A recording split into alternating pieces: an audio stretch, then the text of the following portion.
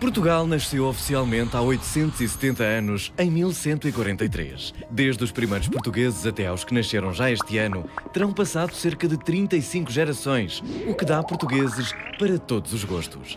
Alguns deram-nos a glória de descobrir novos mundos explorando mares e oceanos. Isto depois de outros nos terem dado o próprio país e definido as fronteiras. Certos houve que, de tanto orgulho lusitano, deram dores de cabeça aos portugueses e o reino aos espanhóis. Por isso, outros tiveram de bater em nuestros hermanos, nem que fosse à passada. Mas hoje, felizmente, somos todos amiguinhos e até jogamos à bola juntos. Voltando ao passado, houve quem nos desse uma rainha que já estava morta, tal era o amor que ainda nutria por ela. Alguns portugueses criaram a moda de fugir para o Brasil, tendência que, aliás, teve vários seguidores mesmo nos nossos dias. Muitos lutaram pelo país com espadas e bestas, outros com canhões e espingardas.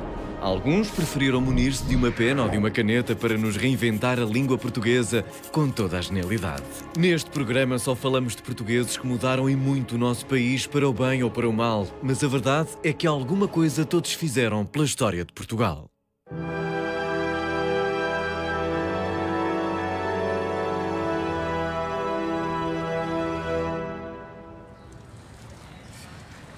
Oh, Fernando, espero que não te importes que falemos de Alves Barrota de forma mais ligeira do que é habitual. Não, mas porquê é que dizes isso? Porque, pronto, vai ser uma abordagem um pouco académica a um momento tão marcante da nossa história. Mas lá por causa disso não vai cair o Carmo e a Trindade. Sabes porquê? Porque já caíram, repara. E já caíram em 1755. Mas apesar de ligeiros, vamos ser rigorosos. Claro. Falemos da crise de 1383-1385, onde se inclui a Batalha de Alves Barrota. E vamos falar da nossa famosa padeira. A Dona Brites de Almeida. São históricas as suas valentes e patrióticas pasadas.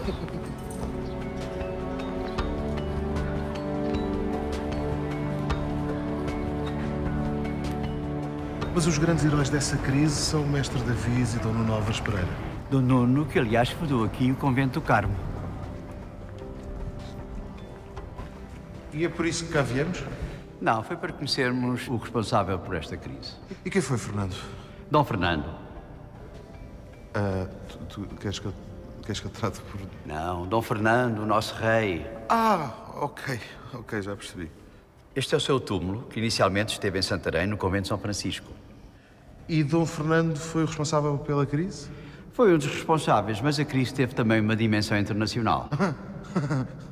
Onde é que eu já ouvi isso? Ou se calhar vais dizer-me que na crise de 1383-85, o 85 se refere afinal a 2085. E sendo assim, nela entram os cavaleiros da Troika e a Imperatriz Senhora Dona Angela Merkel. É isso? Não. Ok, fiquemos pela Idade Média então. No fim do século XIV, a Europa foi devastada pela fome e pela peste negra, o que dizimou uma grande parte da sua população. Como havia menos pessoas para trabalhar, os senhores impuseram mais e mais trabalho aos camponeses, o que gerou várias revoltas populares. Para agravar a situação, as guerras eram constantes, sendo a mais conhecida a Guerra dos 100 Anos, entre franceses e ingleses. Apesar de tudo, as crises modernas são aparentemente menos más. Aparentemente. Mas voltando aqui ao Dom Fernando, como é que ele conseguiu piorar a situação? Juntando a esta crise uma crise dinástica. Desde Dom Afonso Henriques até ao último rei da primeira dinastia, Dom Fernando, pode dizer-se que Portugal teve um crescimento significativo em termos geográficos, económicos e demográficos. Mas Dom Fernando entra em 3 guerras com Castela que nos saem bem caras a vários níveis. As guerras fernandinas. Isso. As 2 primeiras contra Dom Henrique II de Castela. Contra quem? Pimba. Perdemos. Entretanto, Dom Henrique II morre e sobe ao trono Dom Juan de Castela. Com quem Dom Fernando luta e perde também. Estão sempre a perder. Já não jogo mais. Que era também o que Dom Fernando queria, terminar com a disputa. Sim, mas com custos para Portugal. Passa para cá, dama. Passa, dama, porquê? Por causa do Tratado de Salvaterra de Magos, não é? Em 1382, para obter a paz com Castela, Dom Fernando assinou o Tratado de Salvaterra de Magos. Nele, foi estipulado que a sua única filha com Dona Leonor, Dona Beatriz, se casaria com o rei de Castela, Dom Juan. Entretanto, Caso Dom Fernando morresse, a sua mulher Dona Leonor seria a regente de Portugal, até que o filho de Dona Beatriz e Dom Juan atingisse os 14 anos. A coroa portuguesa passaria então a pertencer aos descendentes de Castela. E passados 6 meses, Dom Fernando morre mesmo. E torna-se regente Dona Leonor. Dona Leonor, que era detestada por muita gente na corte, em função dos maus conselhos que tinha dado a Dom Fernando nestas jogadas políticas. Sim, e também odiada pelo povo, que diziam que ela era, nada na mão, algo na manga, amante do condandeiro. Entretanto, 2 alternativas credíveis existiam. Os meios-irmãos de Dom Fernando. Dom João Mestre Davis? E o outro, o infante Dom João de Portugal. Ah, tão simples. Gostas mais do Dom João ou do Dom João? Epá, vou preferir o Dom João. Olha, para facilitar as coisas, é melhor chamar a um Mestre Davis e ao outro Dom João de Portugal. O infante João de Portugal e o mestre de Avis eram irmãos do rei Dom Fernando. Os 3 eram filhos do rei Dom Pedro, mas Fernando era filho da primeira mulher de Dom Pedro, a rainha Dona Constança, enquanto que Dom João de Portugal era filho de Dona Inês. Já o mestre de Avis era filho ilegítimo de uma relação de Dom Pedro com uma aia, Teresa Lourenço. Mas como o mestre era filho ilegítimo, não era opção legal para o trono, correto? Precisamente. A alternativa mais credível, a Dona Beatriz, seria Dom João, infante de Portugal. Que era fruto da história entre Pedro e Inês, essa mistura de filme romântico com um de terror. Já a vida de Dom João de Portugal O que é que tem? daria uma novela com mais complexos enredos, nomeadamente a partir da fuga dele para Castela. Tipo telenovela venezuelana, mas dobrada para português do Brasil. Você sabe que Dom João de Portugal fugiu para Castela? Sei sim. Foi porque ele matou a mulher dele. Oh! O quê? Matou Maria Teles de Menezes, a irmã de Dona Leonor? Oh! A mulher de Dom João de Portugal era irmã de Dona Leonor? Era, mas vê a novela que é boa, embora não pareça. Mas por que Dom João de Portugal matou ela? O que será que passou na cabeça dele? Ele diz que ela estava o traindo, mas eu acho que ele queria mesmo era se livrar dela para casar com a sobrinha dele. Oh! Com a infanta Dona Beatriz, filha de Dom Fernando e Dona Leonor? Isso é maquiavélico. Mas assim ele iria ficar com o trono, porque era irmão do rei Dom Fernando e casado com a filha dele. Oh! Dona Leonor deve estar louca de raiva. Mas há quem diga que ela faz parte desse complô. Não acredito. Diz o povo. É mesmo? É, o povo odeia ela, né? Até dizem que é amante do Conde Andeiro. Oh! E o pai delas? Vai deixar Dom João se casar com a neta, Dona Beatriz? Não. Ele está perseguindo Dom João de Portugal. E por isso ele foi viver em Castela. Oh! Bem feito, aquele safado de Dom João de Portugal. Não merece ser rei, não. Ainda por cima foi viver em Castela. Vendido. A verdade é que o povo português estava descontente, porque via na possibilidade de Dom João ou de Dona Leonor a perda da nacionalidade. Mas quem é que os apoiava como hipótese para o trono? A nobreza, sobretudo aquela parte da nobreza que ora apoia um pretendente, ora o outro. Queres ver?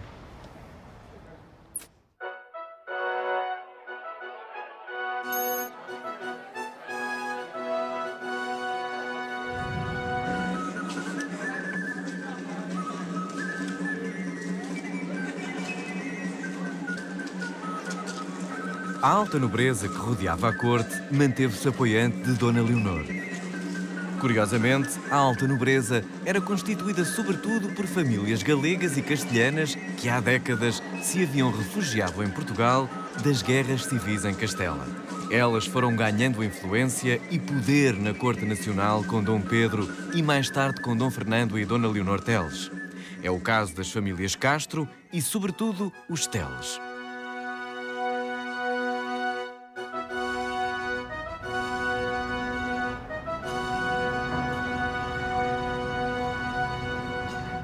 Então e o que aconteceu às famílias da nobreza tipicamente portuguesa? Foram perdendo gradualmente poder e influência, transformando-se numa pequena ou média nobreza, sobretudo descontente com Dona Leonor. É o caso dos Coutinhos, dos Pachecos e dos Coelhos. Esses estavam por Dom João de Portugal? Ao princípio estavam por Dom João de Portugal, mas a pouco e pouco foram mudando de posição à medida que as circunstâncias foram evoluindo. Inclusive é a favor de um nome alternativo, Mestre Davis. Sim, mas da nobreza que o apoia, um grupo se destaca. O grupo que mais apoiava o Mestre Davis era constituído por jovens não primogénitos ou bastardos que tinham dificuldade de acesso ao património familiar. Uma das saídas possíveis era especializarem-se na arte da guerra e ingressarem nas ordens militares de Davis ou de Cristo, por exemplo, e assim aumentarem, manterem pelo menos, o seu estatuto. Foi o caso dos Leitões, dos Barretos, dos Teixeiras e dos Pereiras. Onde se inclui, obviamente, Nuno Álvares Pereira, o exemplo perfeito de um guerreiro. Sim, ele era um apaixonado pelas virtudes de cavalaria e pela disciplina guerreira. Fernão Lopes descreve-o assim.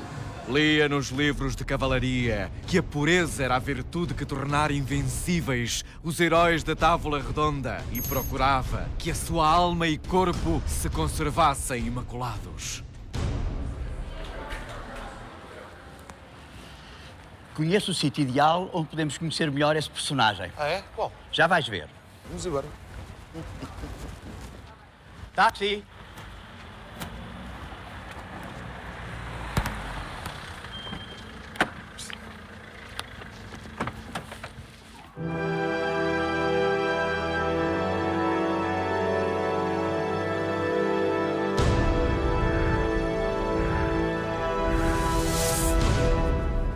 Foi o pai de Dom Nuno, Álvaro Gonçalves Pereira, que mandou erguer aqui no Crato o mosteiro de Santa Maria de Flor da Rosa.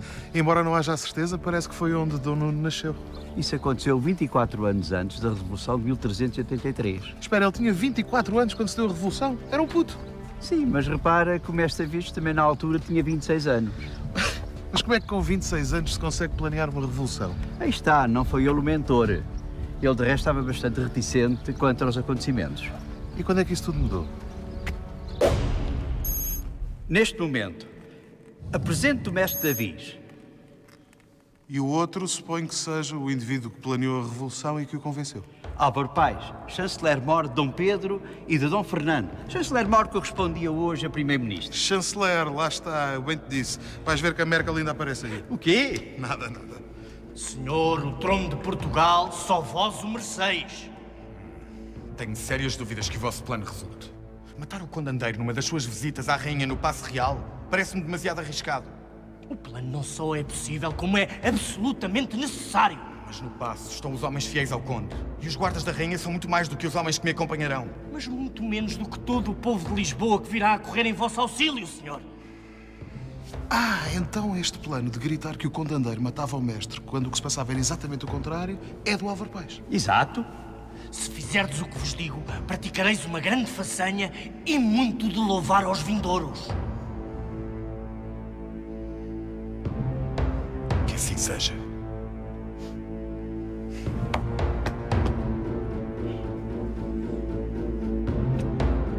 É lá. Oh, Fernando, isto está a ficar um bocado lamechas. Se calhar vamos deixar estes dois à vontade.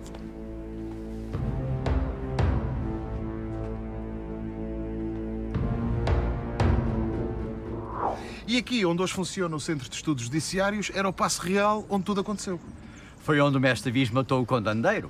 Dando-se depois uma das melhores encenações políticas, ali embaixo na Sé, em que o pajem do mestre sai do paço a gritar.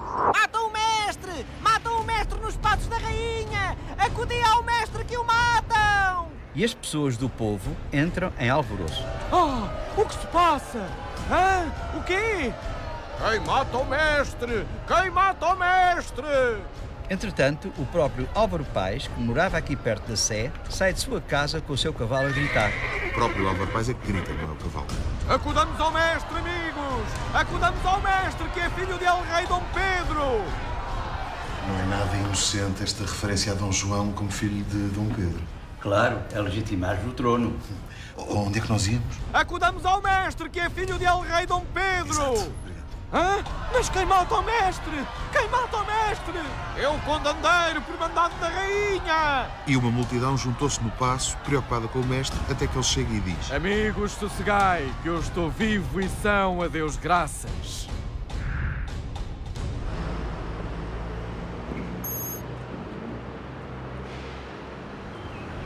A população saudou o mestre e a revolução continuava pelas ruas de Lisboa. Final feliz. Exceto para o bispo aqui da Sé, que foi morto porque não quis repicar os sinos em homenagem ao mestre. O facto é que o apoio do povo de Lisboa à causa do mestre foi essencial e imediato. O povo fez algo pela história. E esse apoio generalizou-se logo pelo resto do país. Depois do apoio imediato da cidade de Lisboa, o mestre é aclamado em janeiro pelo povo de Almada e do Porto e em maio em Coimbra. No Alentejo, dá-se uma autêntica insurreição com as populações de Porto Alegre, Estremoz, Beja e Évora a assaltarem os castelos. Noutros casos, a população, embora apoie o mestre, não consegue apoderar-se dos seus castelos, uma vez que os alcaides estavam por Dona Leonor. Noutras povoações ainda, a população e o respectivo castelo aderem-se em luta ao mestre. Podemos dizer então que o povo foi o grande apoiante à causa do mestre. Foi o grande impulsionador, mas já vimos que uma parte da nobreza também o apoia. Sim, e homens letrados, como o Álvaro Paes. Na verdade, rapidamente, o apoio ao mestre vai sendo transversal a todas as classes sociais, constituindo um símbolo de união e de consciência da identidade nacional. Viva o mestre! Mas há que destacar dois importantes personagens que foram importantíssimos para a causa do mestre. Viva o mestre! Viva o mestre! Viva o mestre! Viva o mestre! Os dois mais importantes apoiantes da causa do mestre foram Dom Nuno Álvares Pereira, que será o condestável do mestre, ou seja, o chefe do seu exército, e João das Regras, cujo papel nas Cortes de Coimbra foi determinante e que será o chanceler do reino. Tal como o Álvaro Paes fora de Dom Pedro e de Dom Fernando. Álvaro Paes foi precisamente o padrasto de João das Regras. Ah, bom, não foi tal pai, tal filho, mas foi tal padrasto, tal enteado. Espera, estamos muito adiantados na história. Hã? Precisamos andar para trás na história. Como fazemos isso? Ah, rebobinemos então.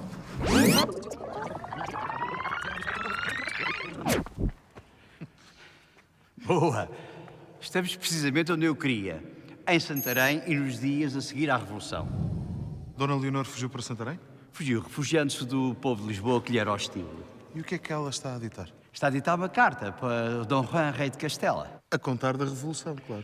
Sim, e das movimentações do mestre na tentativa de angariar dinheiro para continuar a guerra através de donativos e empréstimos.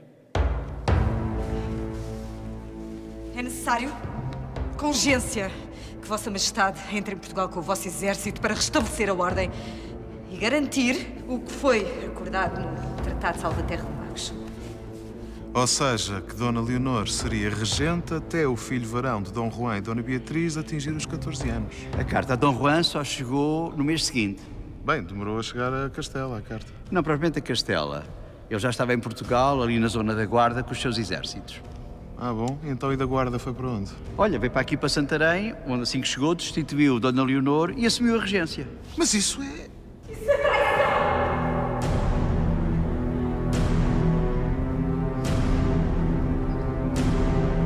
Isso viola o tratado!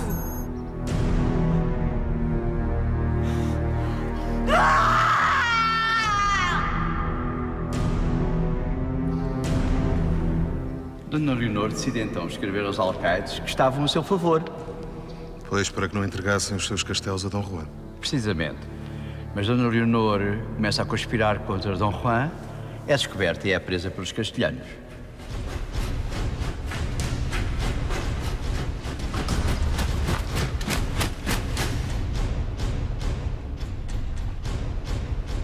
Como vos atreveis a vir aqui? Rua! Rua! Señora, tenéis que venir. Parem!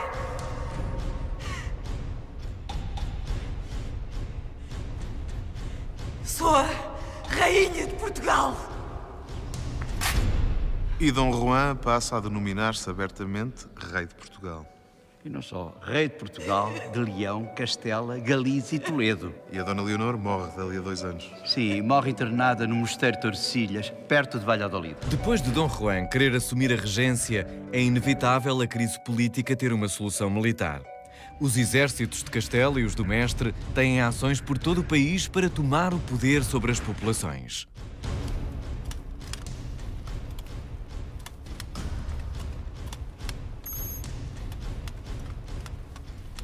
Em março de 1384, o Mestre é informado de uma forte incursão castelhana no Alentejo e designa Dom Nuno Álvares Pereira, que ainda não era o condestável do reino, para defender a região entre o Tejo e o Guadiana. Escolhe 200 cavaleiros de Lisboa, dos quais 40 da primeira nobreza, e junta à tua hoste 1000 homens a pé. Com certeza, às vossas ordens. Pelo caminho, Dom Nuno Álvares Pereira conseguiria arranjar mais alguns homens, acabando por dispor de um exército de 1500 combatentes. E isso é muito, é pouco? Para os padrões da Idade Média era muito razoável, mas era pouco comparando com os 5000 espanhóis com que ele tinha que se confrontar na Batalha dos Atoleiros. Bem, isso era uma diferença enorme. Dava um português para cada 3 castelhanos. Que na realidade até é 3,33333 castelhanos. Apesar da diferença, vencemos. Comprovando-se igualmente que o exército castelhano, apesar de numeroso, não era imbatível. O que foi muito moralizador para nós e, de certeza, terrivelmente desmoralizador para eles. Sim, para além disso, confirmou Dom Nuno Álvares Pereira como um mestre na arte da guerra, bem como a supremacia do modelo inglês de combate. Modelo inglês? Quando chegarmos aos Barrota, logo verás. Ok. Até porque agora a batalha é outra. A naval. Boa ideia. 4C. 4C. Ok. Bolas. Tiro no cacilheiro. Entretanto, o rei de Castela tinha olhos postos em Lisboa e preparava um cerco. A 26 de maio começa a chegar a esquadra castelhana ao Tejo e 3 dias depois chega um numeroso exército com o rei de Castela. A nossa esquadra estava no Porto, onde ajudaram a combater as forças do arcebispo de Santiago que atacava a cidade. Mas as forças dos castelhanos acabariam por se retirar do Porto e a frota seria deslocada para Lisboa. Para dar luta aos barcos castelhanos, claro. Não exatamente. Para alimentar os habitantes de Lisboa, que há 2 meses estavam cercados pelo exército de Castela. Mas porquê é que não combateram? Porque a frota portuguesa era composta por 17 naus e 17 galés, enquanto a castelhana tinha 61 naus e 16 galés. Ok, portanto isso dá... como dizia o outro, é fazer as contas. ¿Qué vas a querer ahora? ¿Hacer cuentas y ponerme un bote? ¿Hablas castellano? Sim, mais ou menos. Había muchos españoles más. Y punto. No voy a andar por aquí de un lado a otro. Me voy de este programa. Bom, e o que é que aconteceu? Os portugueses perdem 3 naus e sofrem vários prisioneiros e mortos, mas conseguem romper a frota castelhana e descarregar para a população os alimentos que traziam. Mas porquê é que Dom Nuno Álvares não ajudou? Isso implicaria meter a tropa portuguesa em batéis, atravessar o Tejo, confrontar-se com uma poderosíssima esquadra e seria suicídio completo. Então, como é que isto acaba? Acaba pouco tempo depois, Dom Juan decide levantar o cerco. Ah, pois, estava difícil que a população se rendesse. A causa não foi bem essa. Então qual foi? Foi a emergência de um surto de peste negra que chegou a matar 200 homens por dia. A peste negra era mesmo uma peste. Sim, foi um flagelo que assolou a Europa, aliás, de resto muito bem descrita pelo poeta italiano Boccaccio. Para dar sepultura à grande quantidade de corpos, não era suficiente a terra já sagrada junto às igrejas. Por isso, passaram-se a edificar igrejas nos cemitérios. Punham-se nessas igrejas às centenas os cadáveres que iam chegando e eles eram empilhados, como as mercadorias nos navios. Afastados momentaneamente dos combates com Castela, o partido mestre prepara-se para a batalha política. Táxi!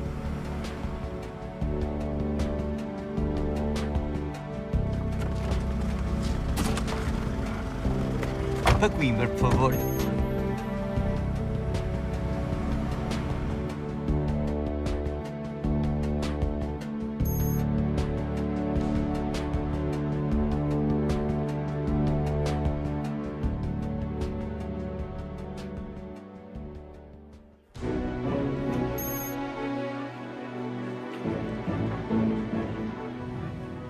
As Cortes de Coimbra? Precisamente.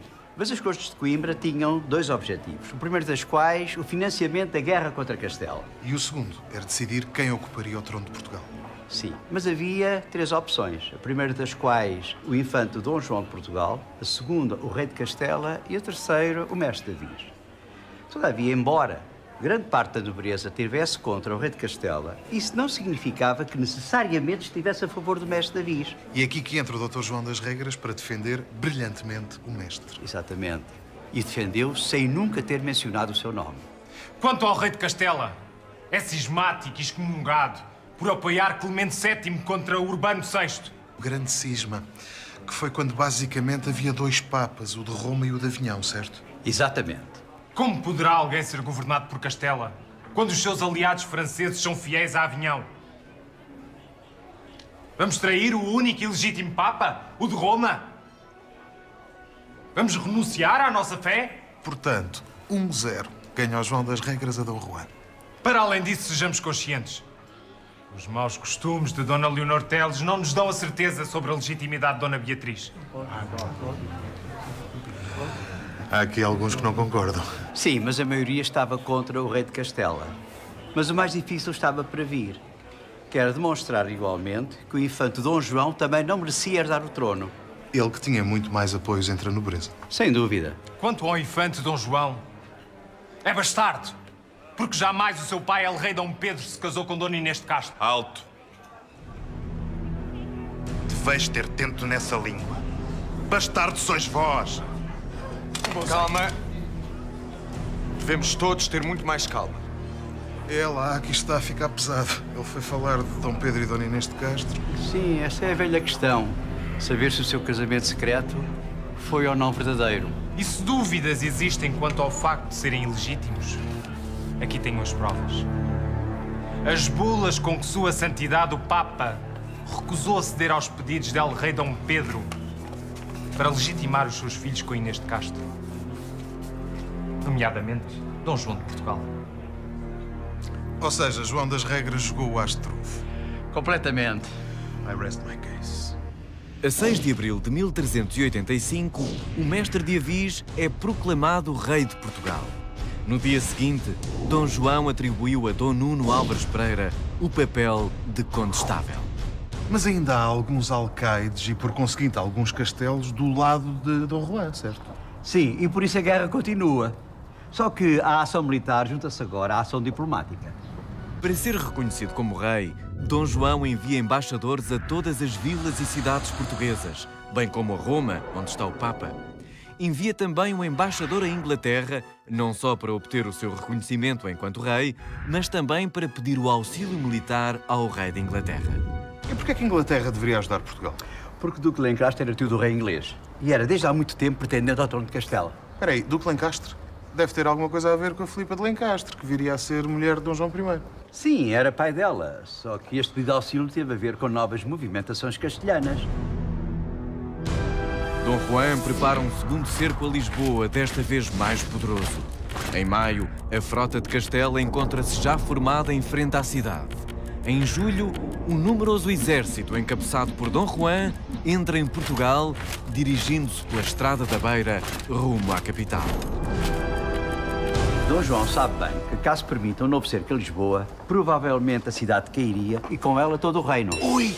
Vamos ter ação. A 6 de agosto, reúne-se o Conselho de Guerra entre Dom João e Dom Nuno. O condestável manda que os seus soldados efetuem vários reconhecimentos do exército castelhano.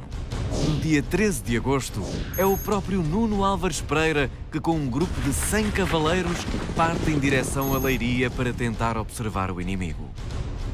Não o conseguiu fazer, mas escolheu o terreno onde no dia seguinte se iria travar a batalha. De um lado, as forças portuguesas e inglesas. Do outro, o muito mais numeroso exército espanhol e francês. Mas até que ponto a escolha do terreno era importante? Oh, Borges, isso era fundamental, até pelas exigências da aplicação do modelo inglês de combate. Bem testado, de resto, na Guerra dos 100 Anos, em que se provou com facilidade que qualquer carga de cavalaria se esbatia perante uma infantaria bem organizada, ou seja, tropa apiada mostrou a sua supremacia. De resto, Aljubarrota não foi outra coisa senão a aplicação desta feliz visão tática.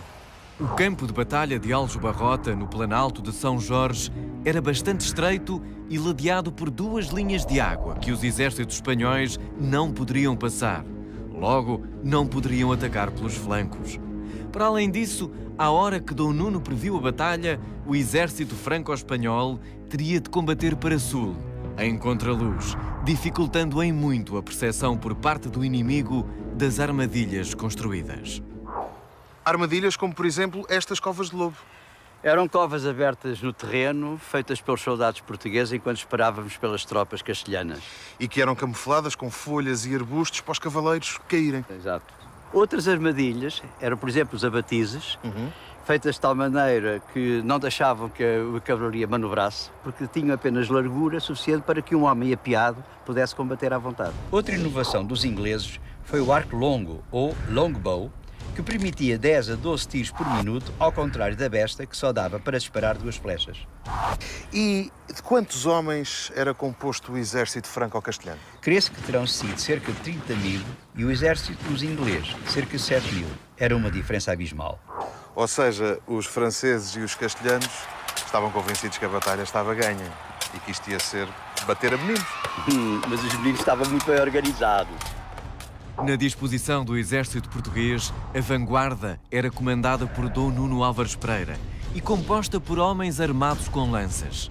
Lateralmente, existiam 2 alas formadas por arqueiros e besteiros, sendo que a ala à direita de Dom Nuno é a famosa Ala dos Namorados, batizada assim por ter combatentes mais jovens.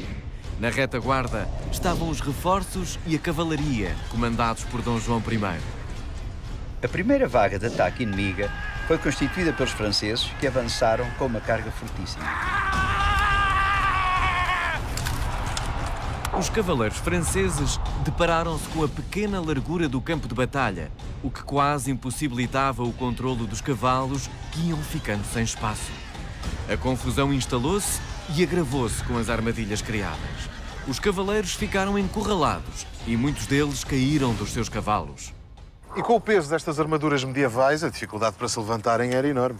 Precisamente. E assim se tornavam alvo fácil para a chuva de flechas disparadas pelos arqueiros e besteiros. As baixas no exército francês foram enormes, fazendo com que o seu ataque à infantaria portuguesa fosse praticamente anulado. Entretanto, a retaguarda castelhana, que tinha demorado em auxiliar a cavalaria, finalmente avança. Com o seu elevado número de soldados, os castelhanos viram-se obrigados a apertar-se no terreno, desorganizando-se. Entretanto, os portugueses redispuseram as suas forças. Dividiram a vanguarda de Dom Nuno em 2 setores. Os arqueiros e os besteiros retiraram-se e a retaguarda avançou através do espaço aberto. Desorganizadas e sem espaço para manobrar, as tropas castelhanas ficaram perdidas e a queda do estandarte franco-castelhano despertou a completa desorientação e o pânico nas suas hostes, que fugiram em debandada. O desaire e o número de mortes foi de tal ordem que durante 2 anos Castela decretou luto. Ainda por cima, muitos desses mortos faziam parte da mais distinta nobreza de Castela. E mais, os que escaparam ao combate não foram mortos pelos soldados portugueses, foram mortos pela população local. E é aqui que entra a padeira de Aljubarrota. Exatamente. E no canto direito, com muitos quilos de músculo, bem grande e cheia de força, sem dever muito à beleza, temos Brites de Almeida, mais vulgarmente conhecida por Padeira de Aljubarrota. E no canto esquerdo, temos os 7 castelhanos que ela encontrou escondidos no seu forno. E o combate vai começar.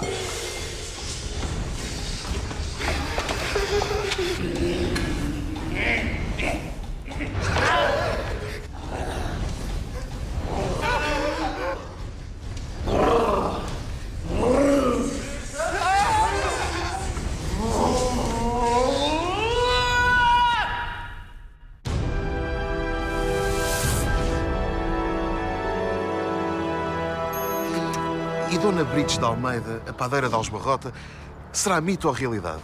Consta que existiu mesmo. De qualquer forma, é um feliz exemplo do apoio popular à causa do mestre Davis. E a consequente afirmação de Portugal como reino independente. Por falar nisso, aqui o Mosteiro Santa Maria da Vitória, mais conhecido por Mosteiro da Batalha, é a afirmação nacional. Para além, claro está, de ser a afirmação pessoal do rei Dom João I. Queres vir? Aqui, na Capela do Fundador, é onde está o túmulo de Dom João e Dona Filipa de Lencastre. Sim, pessoas de elevadíssima educação, uma educação muito esmerada, que de resto fizeram questão de transmitir aos seus filhos. E foi seguramente por causa disso que viriam a tornar-se naquilo que Camões chamou de ínclita geração. Ou ilustre geração, como por exemplo o infante Dom Henrique, o navegador, seu irmão, o infante Dom Pedro, príncipe das 7 partidas, ou até inclusivamente o rei Dom Duarte, autor do Leal Conselheiro. Homens com uma visão de futuro, uma largura de vistas essenciais para a nossa história. Como se veria, por exemplo, através dos descobrimentos. Bem, alguma coisa de facto fez Dom João mestre de Viz. Naturalmente, com a ajuda de Dom Nuno Alves Pereira, Dr. João das Regras e sua mulher, Dona Filipa de Lencastre. E não esquecer a importância do povo português em geral e do lisboeta em particular na Revolução de 1383.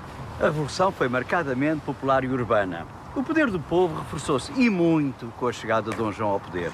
Já o clero e a nobreza perderam muitos privilégios. Exato. Com a nova organização social, o Estado atinge a maturidade para concretizar os seus grandes feitos futuros. Ou seja, descobrir novos mundos através do mar.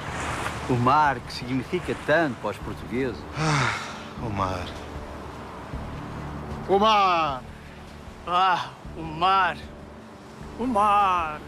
Uou, o mar! O mar! Aquele é o infante Dom Henrique? É, queres segui-lo? Adorava, Fernando, mas infelizmente não temos tempo. Temos que acabar o programa. Mas olha, podíamos era fazer um surfzinho. Faz surf. Não, mas pelo menos já há quase 3 anos consigo andar sem moto. Boa, amigo, claro.